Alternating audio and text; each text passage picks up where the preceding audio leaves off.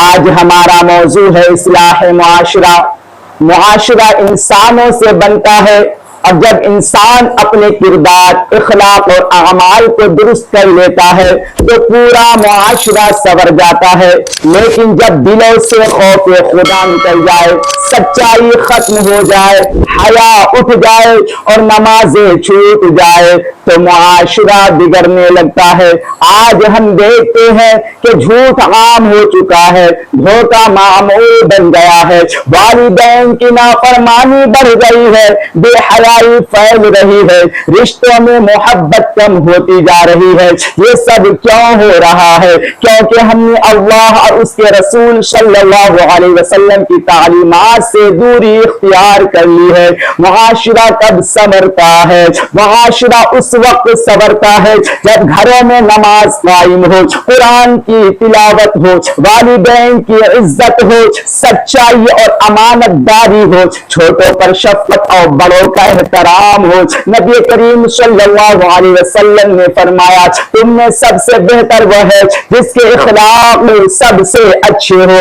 آج ضرورت اس بات کی ہے کہ ہم دوسروں کو بدلنے سے پہلے خود کو بدلے۔ اگر باپ نیک ہوگا تو اولاد بھی نیک بنے گی، اگر ماں دیندار ہوگی تو گھر جنت کا نمونہ بن جائے گا۔ نوجوانوں کے لیے پیغام، میرے نوجوان بھائیوں، آج شیطان سب سے زیادہ نوجوانوں کو گمراہ کرنے میں لگا ہوا ہے۔ موبائل، بے حیائی، غلط صحبت، فضول ویڈیوز، یہ سب ایمان کو کمزور کر دیتی ہے۔ یاد رکھو، نوجوانی اللہ کی بہت بڑی نعمت ہے، اسے گناہوں میں ضائع نہ کرو بلکہ نماز کے پابند بنو، قرآن سے تعلق جوڑو، والدین کی خدمت کرو، اچھے دوست اختیار کرو۔ خواتین کے لیے نصیحت، اسلام نے عورت کو عزت دی ہے۔ عورت اگر حیادار ہو، دیندار ہو اور اولاد کی اچھی تربیت کرے تو پورا معاشرہ بہتر ہو جاتا ہے۔ اصل اصلاح کہاں سے شروع ہوتی ہے؟ اصل اصلاح مسجد سے شروع ہوتی ہے، نماز سے شروع ہوتی ہے۔